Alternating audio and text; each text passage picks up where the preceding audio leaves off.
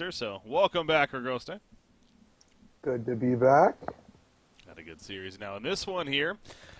These two teams, obviously, they got that really impressive carry player. You got Probusk here on the side of Fresh. You have Imba Boy on the side of Evo Corporation. But really, I'm looking for Evo Corporation over here and seeing how they just look in general. Because last Psycho, it was a hiccup for them. They kind of, it wasn't the same Evo Corp that we're used to seeing recently.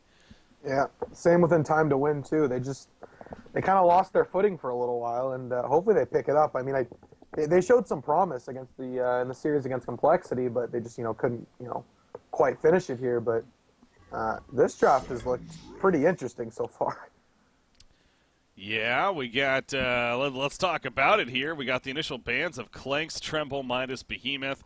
Lord South Forest first picked into a War Beast, then a Wild Soul into Lodestone, a Glacius into Sandwraith. That Lord South Forest first pick is interesting, but I think it was a little bit of we're getting Wild Soul, so if you want him, you're going to have to deal with the Lord South Forest kind of deal. Yeah, and I mean, if that was their plan of action here to get both heroes and kind of, force them away from it, then, good strategy there because Probus does play it in the short lane, so and that South Forest can still jungle, and it can still go anywhere. That's why I really like this Probus draft so far. It's not saying anything, but it shows these strong heroes. Yeah, bans now to follow, but yeah, this is, Wild Soul really has had an interesting history here as of recent on the competitive scene.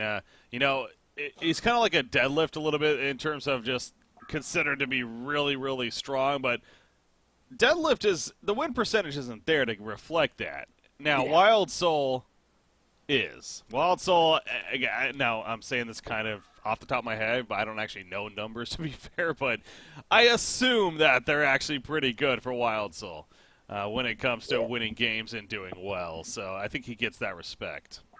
Yeah, the funny thing is with Wild Soul, I don't think the mechanics of the hero are, overpowered or too strong. I just think its farming potential is too strong. I think the fact that he can start, has a, could get Hand of Midas, Alk Bones at like 3.5, 4 minutes. He just takes off to 600 GPM and there's no stopping him anymore. Mm-hmm. So I like the way the hero works now. I do. I just don't like how fast it farms. Yeah. If and you say, oh, just go gank it in the woods. Just go, send 2 heroes in there and kill him. It's not that hard. Once he gets level 5 and then 6, he's practically unkillable at those early levels.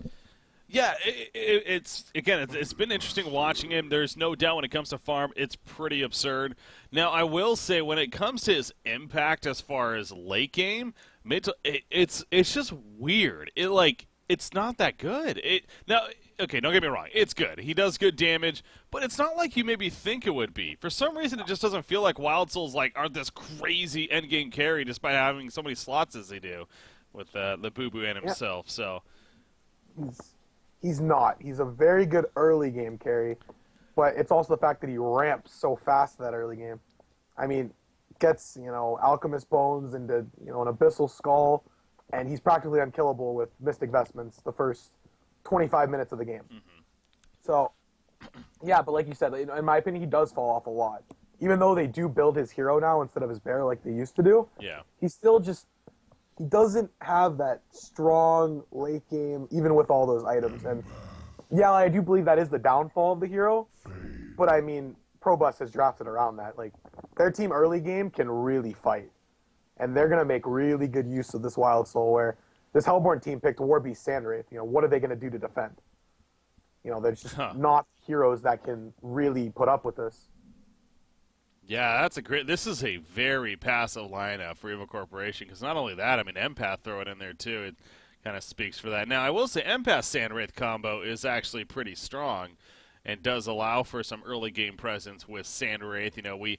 We've seen those days of you put Empath on the side, Sandwraith uses the ultimate, and you get an Energizer especially early on, and he can really be a pretty good threat. And I wonder if that has a little bit to do with maybe adjusting the Wild Soul early on too, and kind of get some kills on him. But it is a bit of passive at the same time. So depending on where this final pick goes, they got plenty of time to think. They're right clicking a Hellbringer. He is still there.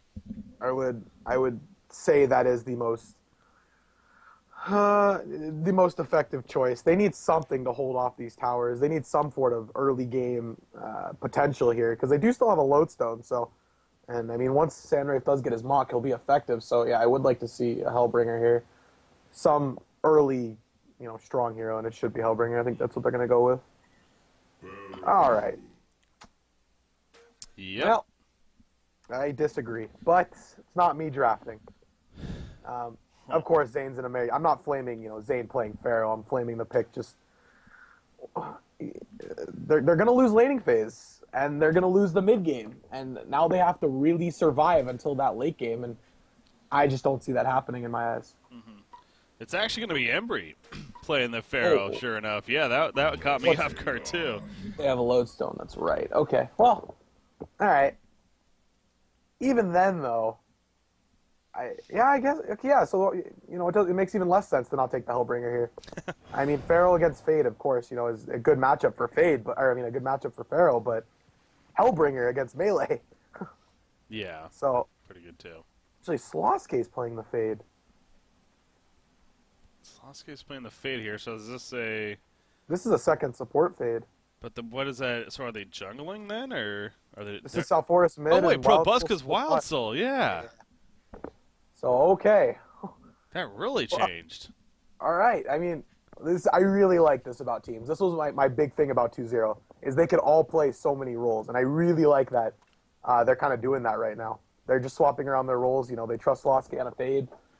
Different guy is going to be mid, which, I mean, that's not, out of the ordinary, but actually, no, he's not. What is he doing? He's going top. Okay. All right, getting confused. So they're trilaning top. Here we go.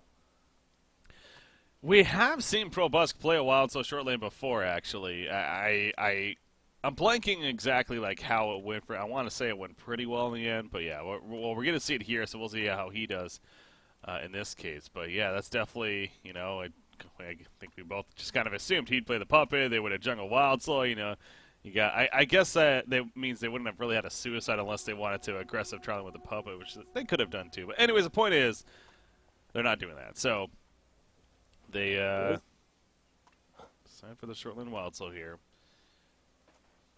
This is, Aggressive. and they are near his bottom right now. So I think this is just. This isn't a standard Han game in my eyes right now. Things are being changed up. I kind of like it. Where is Wild Soul's bear? Oh, it's on top of him. Okay, it was like in the trees. Couldn't see it. So yeah, they're dual laning this Wild Soul. That is so, yeah, an empath lodestone. Aggressive dual lane. To deal with the Wild Soul here. I'm so confused. Just not this. This isn't the meta we know nowadays. No. They're doing pretty unique stuff. I mean, so Emma Boy is going to be short lane. Obviously, is going to be struggling a little bit here. Granted, Glacius already moving. You do see Fade is going to block the pole camps right here. I mean, there's a ward of sight there anyways, so. Yeah, but that's gonna tell them that they don't have a ward there. He just body blocked it. That's smart, yeah. They're actually gonna keep that ward alive even longer. So, good heads up play there by Sloske. Yeah, it's like, what else is he doing? So, might as well make them think he's doing something, when really he wasn't. He was just simply playing a decoy there, so, well played. But Glacius does end up in the middle lane, so this means we essentially have two versus ones, both in favor of Fresh, of the top and the middle lane, and then we have actually the bottom one. So it really just kind of worked out funky that way. That we have 2v1 lanes across the board. Yeah, and Wild Soul doesn't lose this. I mean, I don't like him suicide. I mean, he kind of is playing that role right now, but he can still play it and be effective at it. So I really think Fresh has won this laning phase, at least at this point in time. They've done a very good job. Of course, they're still the war beast of complete free farm, but they could roam in the jungle with two supports like right now and catch him. So Fade is dealing with Sandwraith a bit right here. actually, there's a haste on Glacius. Oh wow, yeah, that caught him completely not ready. Emma Boy all of a sudden just dies there. I was gonna wonder how this whole Fade versus Sandwraith would play out, and then all of a sudden the hasted Glacius runs in and secures the Bloodlust kill in favor of Fresh. So not only are the lanes all across the board looking pretty good for this Legion team, but they get the Bloodlust on top of that on the Sandray. So this is a strong early game for Fresh, and this really does go back to the lineup of ECX. You know, this was going to be, and very likely is going to be, more of a passive lineup here on their side. So Yeah. looking good already. This is exactly how Fresh should be playing this, though. They're going to play this early. They're going to win all their lanes, and you know, even Wild Soul doing pretty good bottom. I mean, being in the 2v2 or 2v1, he's, you know, keeping up levels. He's getting a little bit of farm. That's really all he needs to do. So Sandwraith again, though. He's in a lot of trouble here. Warbius is coming over. In fact, Fade's the one that might be in trouble. Down goes Sandwraith. Fade is going to fall, but he will take that trade right there despite being humiliated in the process. But no, that's obviously a trade that Fresh will gladly accept here. And the Puppet Master just goes back to farming. So I guess Warby's did get credit for the kill. So it does actually boost his farm a little bit, which is positive for ECX. Tank that playing here in the jungle. he's going to need to be their saving grace this game. I mean, like I said, they picked to lose all their lanes. So if he doesn't do well, there's going to be problems, you know, getting towards the late game. So him having a good start is exactly what they need. My question is, I mean, they are basically free farming this lodestone, so you have to see the impact he's going to have towards the early game. Yeah, I guess that's going to be kind of the mark then. Zane here on the lodestone. We know that he can be pretty active from that long lane as Imba Boy again. Oh boy. I mean, it is a pretty brutal combo, especially as the levels start adding up. A Puppet Master and a Fade. It's like, what can he do?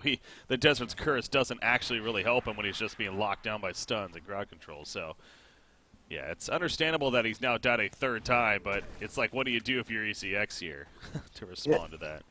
See, it's back to this whole thing. Was it really necessary to safe lane this, or to free farm this lodestone? Why didn't they put Sandwraith down there with, you know, the Glacius, or the Empath, sorry.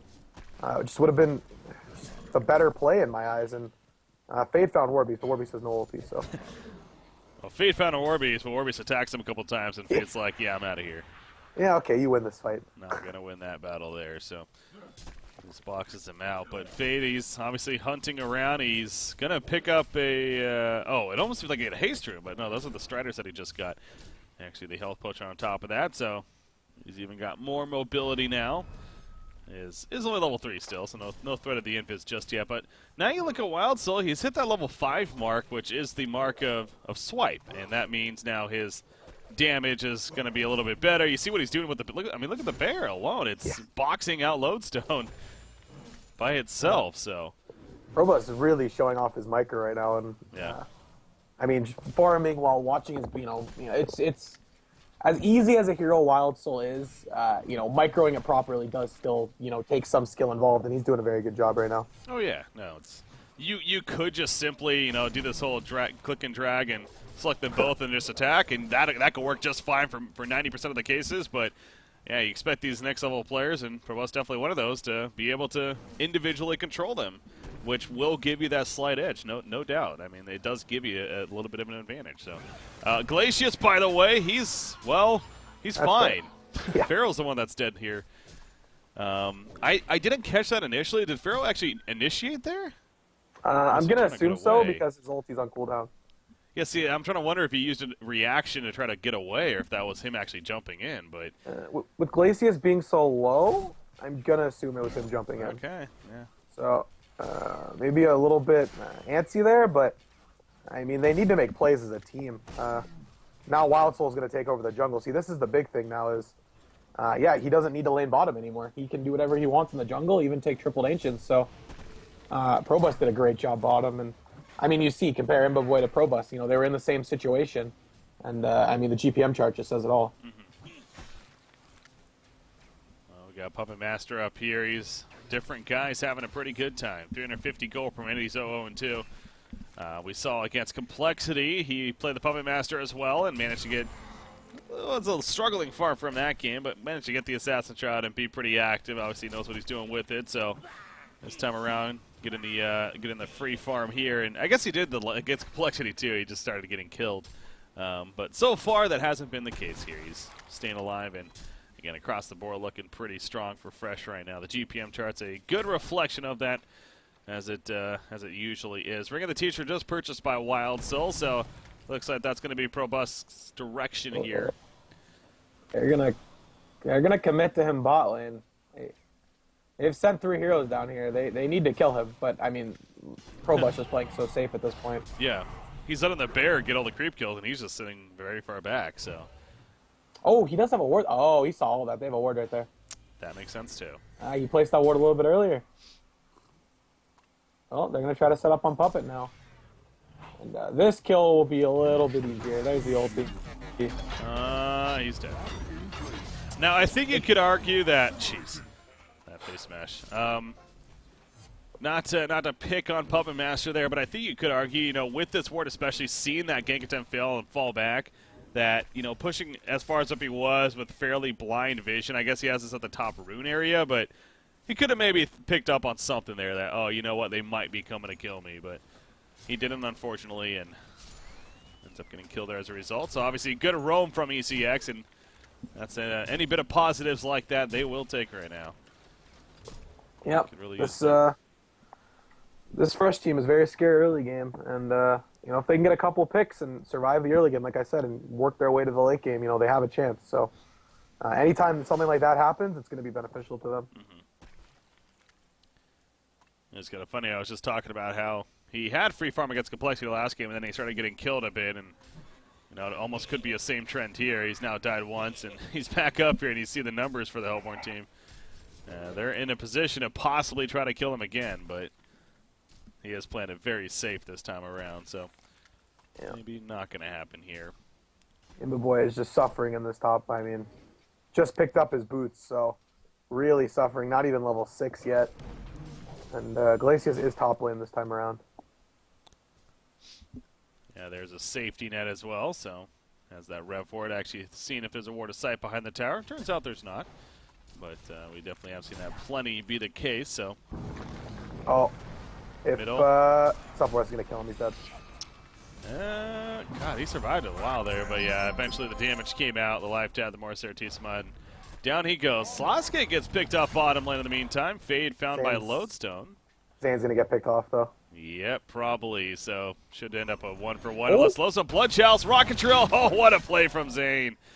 The Blood Chalice just gave him enough mana to then Rocket Drill away the other way, so well played. Yeah, it was that Chalice effect, the not losing health when you get a kill and it's still up. So that was the Chalice effect. He didn't lose any HP there, so he really wasn't in danger of getting, you know, auto-attacked by the Wild Soul because he still had over 120 with the plates up. Actually, he didn't level plates. What in the world? He's going all out aggression here, you're right. Yeah. So, okay, so I lied. The plates wouldn't have mattered there, but...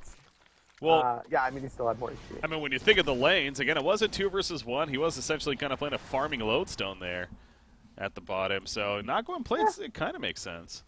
Yeah, a little bit. I still would like to see at least one level of the plates, though. It's just that one level has such a high impact. Oof. Sandray just disappeared. Never ceases to be impressive. And meanwhile, hold on a Tank of Fae. He's going to be fine, though. They don't have enough damage there. His ulti's going down here. He needs to be a little bit careful. Okay, though. Yeah, I mean, they just use pretty much all their burst on the previous target of Samwraith, which they easily killed. I'm sure Tank of Fae, of course, so aware of that too, so allowed him to play a little more aggressive, but wasn't going to get anything out of it in the end. But yeah, especially when it's just when the Voodoo Puppet, it's when you hit both the Voodoo Puppet and the hero with AoE abilities, they just drop so quickly. So, you know, you could also argue that's where it's, you know, AoE's the swipe ability of Wild Soul could be pretty good with the partner of a Puppet Master and that Voodoo Puppet. A lot of potential high burst damage on somebody. Yeah. With the swipes hitting both. So Forrest bought a glowstone, but then he sold it. So. Could be looking to get a staff. Not a big fan of it as a first item, so I hope he doesn't do that, but I do like it towards the later game, especially being against a Pharaoh, a War Beast, and a Lodestone. I mean, he has a tablet already, so would you think like a sheep stick? Yeah. Yeah. Especially being this far ahead. I mean, he's 512 GPM. I mean, he is having a fantastic start right now. Yeah. So, I mean, if he... Yeah. Oh, go ahead. Well, I was just going to... Oh, they catch Lodestone right here. Samwraith does come in. Down goes Lodestone, though. Samwraith by himself, I don't think, is getting anything out of this. Unless Pharaoh assists. He jumps in and gets the kill. I think they could have just maybe kept running there and could have been better off, actually. Of course, he didn't know that was going to happen, so good catch on him. But yeah, the staff definitely is. It's much more of a damage tool for sure. And you do look at the Wild Soul, the Puppet Master. They do have a bit of early game damage. So yeah, I think I do like the idea of maybe more crowd control heavy as well because of that. But he, I mean, he's sitting on 2,200 gold now. He's doing. Oh wow, they just stole the triple stack ancients actually. South Forest is so good at it. Yeah. He does get the glow. Nope, he holds it again. All right. What are you doing? Stop! He's checking. You're gonna buy it. Yeah, he's farming very well. I mean, he's still ahead of Probus, but you know, Probus suffered this early game. Like he didn't have the best start, and he's at 530 GPM now. Mm-hmm. It's gonna get to the point. Okay, there you go. He bought an orb. He did buy an orb. Okay. So he had a change of heart there. Yeah, so yeah, maybe going through similar logic, kind of figuring it out that, you know what, we could use more crowd control, and figures that's where the Sheepstick is going to come into play. So gets that there. You know, Warbeast, you could argue it's not that great against, especially when he has the ulti form already up, but still, Sheepstick in general pretty good. We got the tower going down. Yep. There's that Lex again on Fade, so. I guess Fresh just likes that. They really like to pick it up on their fades when they get it. Because that, I think a different guy did it last game as well. Was different guy playing the fade? I thought he was on the Puppet Master. I might be wrong on that actually. No, wait. He played. Was that? He played it today. I'm not crazy. Earlier today. I think that might have been the game one actually. That might have been it. Okay. So when he did play it, he picked up the Lex. Yeah, I know he played it one game today. Yeah, I think it was that game one. That's at level 3 here, yeah.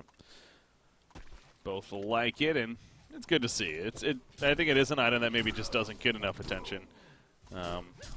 It is a very active meta that we're in right now, it feels like, for the most part, in the early game, and Lex kind of just contributes to that pretty well, so. Yeah, it's a very good, it's cheap for what it does, so I definitely agree with the pickup, but I mean, this South is getting dangerously close to the Sheepstick. Yeah, already. It's only 15 minutes in. At this rate, he's going to have it by the 20-minute mark, you know, pending any deaths or whatnot happening. But that's going to be a very early one. And then there's the Wild Soul. We can't be too surprised, but he's taken off now. 575 GPM. Mentioning this was a 1 versus 2 Wild Soul in the lane early on. It just doesn't matter. He gets level 5, the swipes start happening, and his farm just becomes insane. Yep. Doesn't even really need the outcomes this game. I mean, he's going to be pushing 600 GPM without it, so. Yep, there's the Frostburn picked up as well. He's going to be an auto-attack threat, and this is a dead Warbeast. That's certainly a dead Warbeast right there. Now, it's interesting right there, too. It's kind of a small thing, but this goes back to the last game we mentioned with the transferring of the debuffs from the Puppet to the hero. You could argue that Lord South Forest should have popped the Undying on the Puppet there instead of the actual target. But anyways, point is they got the kill. Meanwhile, jumping from Lodestone, though, onto Warbeast. Yes, it does actually, or Wild Soul, excuse me. It does hit him.